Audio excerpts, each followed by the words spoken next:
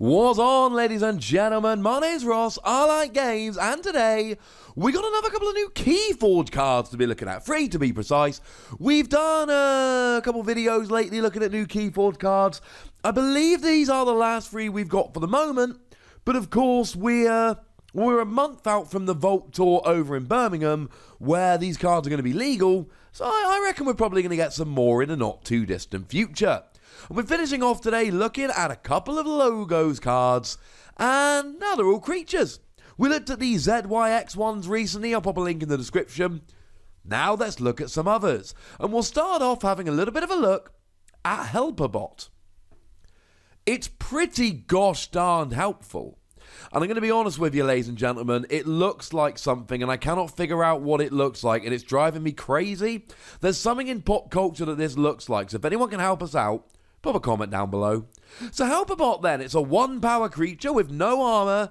It is as weak as it could possibly be. And when you play it, you may play one non-logos card this turn. Oh, it's phase shift as a play ability. Like, that's literally it. It is phase shift as a play ability. And this is kind of good and kind of not good.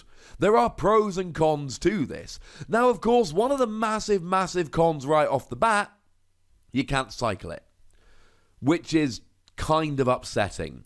So with phase shift, we've seen this in the library access decks. What you do is you set up so you can draw through your entire deck, and then you keep drawing through your deck. So you play phase shift, and then you draw a card because of library access, maybe more than one, especially if you've used a Nepenthe Seed to get a second library access. You draw 2 when you play phase shift, then you play a non-logos card, you draw 2. Eventually you end up drawing through what is your entire deck, and then you just keep drawing through your deck, and you essentially have infinite phase shift. You can't do that with HelperBot because it's a creature. You pop it down on the field, you get to play a non-logos card this turn, but that's it. Now, the good news is there are a whole bunch of cards we've got that interact with this way better than we've got with actions. So in Wave 1 we saw Nature's Call, return up to 3 creatures to their owner's hand. Now that's an Untamed card, but play HelperBot, use a non-logos card, and then on your next Untamed turn, play a Nature's Call to pick it up, chill for a bit, on your next logos turn, play it down again, etc. There are some ways in which creatures are way better than actions, and Nature's Call really does start to highlight that. Now, we did have another Untamed card that we saw coming out that is going to be in Wave 2, because of course we don't know exactly what's going to be in Wave 2 and what isn't, and this highlights the other really good advantage of it being a creature, and that is Song of Spring. Song of Spring reads, and it's got an Ember bonus, shuffle any number of friendly untamed creatures from your hand, discard pile, or battle line into your deck. Now, generally speaking, we're usually looking at cards like Arise that let you just recover all the creatures of a particular house. Now, Arise gets all the creatures from one house in the discard pile to your hand, and similarly we saw Regrowth back in Wave 1 that let you just reuse a creature from your discard pile, put it into your hand. And generally, and it's not some hard and fast rule, but generally it's easier to recover creatures from your discard than it is actions. So an action like phase shift, you can just run through your deck and recycle it. But creatures like HelperBot, generally you've got opportunities to pick them up when they're on the field, get them out of the discard, etc. Now the thing about HelperBot is it's a 1-power creature, so it's not going to last very long at all. And your opponent then has a choice. Do they knock it out, but then when you run out of your deck it comes back, or you might have a card that gets it from the discard, like Regrowth, or do they leave it there, but as with every tiny creature, you just sit there and reap and gain an extra ember every turn. Now the reality is it's going to depend what you've got in your deck. If you've got a whole bunch of cards that recover creatures from your discard pile, your opponent is going to leave it on the field, otherwise they're going to KO it, they're going to destroy it. But the point is here, this is phenomenal. We know from phase shift this is phenomenal. House cheating is phenomenal. However, there are big advantages and big disadvantages to it being a creature. Now we're getting another creature in Wave 2 we need to have a little bit of a look at. It's Pip Pip. Incidentally, Pip Pip, I believe, is going to be featured on one of the playmats, which is going to be coming out around the release of Wave 2. So if you love it, you can have it on a playmat. 2 power creature, no elusive, so just like Helperbot, we weak here, ladies and gentlemen, we weak. But after an enemy creature reaps, you stun it. This is awesome. I really like this, because it basically says to your opponent, look, you can do this. You can reap. But when you reap, you are going to be stunned. So you put your opponent in a brilliant position, for you, incidentally, not for your opponent, whereby their choices are they can either not reap, in which case they're not gaining Ember, that's a bad thing, or they can reap, but then the creature ends up stunned. As a bit of a reminder, stun means that you cannot reap or fight, and if there is an action on the creature, you can't use it. So let's say an untamed creature gets stunned. On your next untamed turn, you can use the creature, which doesn't do anything but get rid of the stun. And then on your next untamed turn, so that's 2 untamed turns later, you can actually do something with it. It is really incredibly disruptive. And here's the weird thing. This is not the only anti-reaping card we're getting in Wave 2. It seems like we're getting a whole bunch of them. Now, as far as I'm concerned, the most impactful of these, the best of these, is in Sanctum. It's Barrister Joya. As far as I'm concerned, Barrister Joya might be the best card we've seen from Wave 2 so far. Although, incidentally, Martian Generosity looks absolutely nuts. And Barrister Joya just plain flat out says, you can't reap. Your opponent's creatures cannot reap. That's ridiculous. But we've also had a couple of Mars cards that really put you off reaping.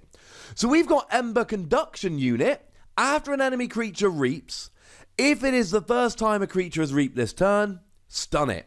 So it's an artifact that sits there and the first creature that reaps for your opponent gets stunned. The thing is, then your opponent does have a choice. They can essentially decide which one is stunned. So it's not perfect. But then we also saw Zizix Shockworm here. After an enemy creature reaps, stun it. Yeah. So that will just plain stun all of them. So I don't know whether this is a theme that we're going to be seeing throughout Wave 2. We may not. But I am saying fairly strongly here that we've got a lot of anti-reaping cards. And I would be surprised if these were the only ones. We've seen somewhere in the region of half of the new cards. I'd be surprised if we've seen all of the anti-reaping ones. Seems like it's a bit of a theme, but as with all of this, we shall have to wait and see as we go on. But to go back to Pip Pip specifically, it is objectively a worse version of Zizix Shockworm. Because it's exactly the same in terms of what it does, except it's got 1 less power and 1 less armor, so it is just a weaker version of it. Still a good effect, mind you. And the last one we need to talk about today, Professor Stutterkin. Firstly, wonderful name. Secondly, wonderful character. A 2-power creature, and when you reap, you draw a card for each friendly Logos creature. Something we need to point out here in terms of the language, incredibly importantly, it says each friendly Logos creature. It does not say each ready friendly Logos creature. And that makes a huge difference. It means if you've played 4 Logos creatures this turn, you get to draw an extra 4 cards, whereas if it was each ready friendly Logos creature, you wouldn't get any extra cards because they would all be exhausted, because of course they come into play exhausted. The point is, ladies and gentlemen, that this is a really rather phenomenal card with one giant exception. Because this card reminds me a lot of Mother. Now look, Mother lets you draw another card at the end of your turn. It doesn't matter whether it's a Logos turn or not. Professor Stutterkin is only good on a Logos turn.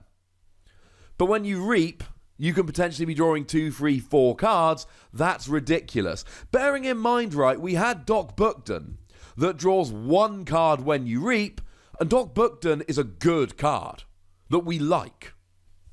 The thing is, Professor Stutterkin is a 2-power creature with no elusive. And, as I mentioned a moment ago, when you play creatures, they go into play exhausted. So the fact of the matter is, it is extremely likely that this never actually does anything. This is one of those creatures where your opponent is going to be hunting it down. Your opponent is going to be going after this to try and stop your draw power.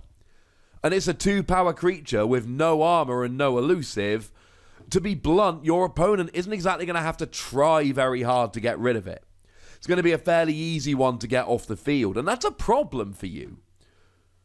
Because as great as this ability is, and I no bones about this, it's a great ability.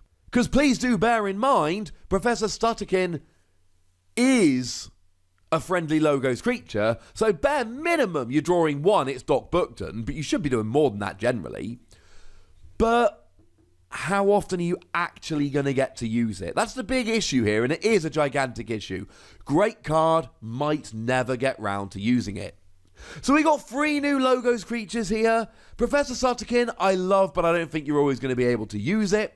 Pip Pip, I love, but it is a weaker version of Zizek Shockworm. You probably shouldn't really hold that much against it. But again, your opponent can just take it down. The great thing is they've got to take it down before they reap, because it works on their turn, so you don't have to wait a turn to actually use it. You play it down, and then on your opponent's next turn, it's rolling. And I really am a huge, huge fan of Halperbot. Because the great thing about Halperbot is, worst case scenario, you play it down, it's a phase shift, it gets destroyed. Halperbot, I think, is probably the headline creature, but I see good stuff about all of these. And before we finish, I do actually need to mention another card here as well. I've gone and done a stupid. Turns out there was a little mixture of cards in an image on the website.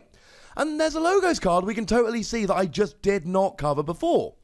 It's backup copy, and it's an upgrade, and it's kind of good, but with a little bit of a downside. Now, the good news is you get an Ember bonus when you play it. That's always a nice thing. And it reads, the creature gains, destroyed, put this creature on top of your deck. So you pop it on a creature gets destroyed, that creature goes straight onto the top of your deck, and then of course at the end of your turn, assuming you've got fewer than 6 cards in hand, you'll draw some cards, and one of them will be the creature that just got destroyed. And that can be good, but it can be kind of bad. Now, of course, this should remind some of you here of Biometrics Backup, which was a card we saw for Mars back in Wave 1. And now that one initially got ruled that your opponent got to choose whether you put it in the archives, and your opponent would choose no. And it was a very bad card. But then it got re-ruled as the owner of the creature got to decide, and now it's a much, much better card. But that one, if you want it in the archives, you can. If you don't have to. You've got a choice, and you can leave it in the archives ready for later, let it go to the scrap pile. Choice is yours. The problem with backup copy here is that it goes on top of your deck. Now, let's say you've got something like Helperbot. I have in this video told you I'm a huge fan of Helperbot. It's a phase shift. It's great. It lets you play a non-logos card. This is all wonderful news. But what happens if you know you're going to have an Untamed turn next? Your opponent destroys Helperbot. It's got backup copy attached, so it goes onto the top of your deck. Good news, you're going to draw Halperbot at the beginning of next turn, but bad news, you don't want Halperbot.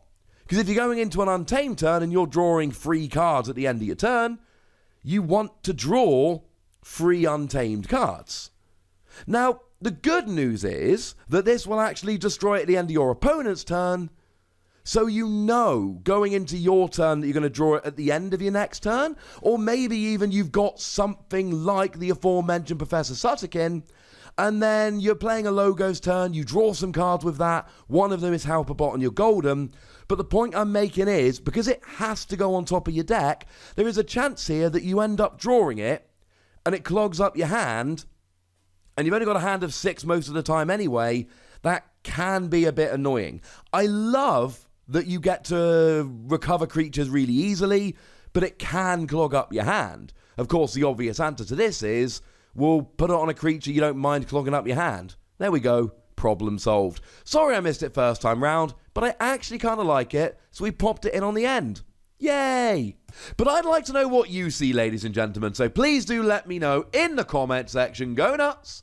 But do please remember the rule. Be nice, would you? And then make sure you like this video, subscribe to this channel, and follow me on Twitter at the Wossy, where we talk about Keyforge and other games. But by far the most important thing, as always, look after yourselves till next time. Thank you very much for watching. My name's Ross, and you've been watching Wossy Plays.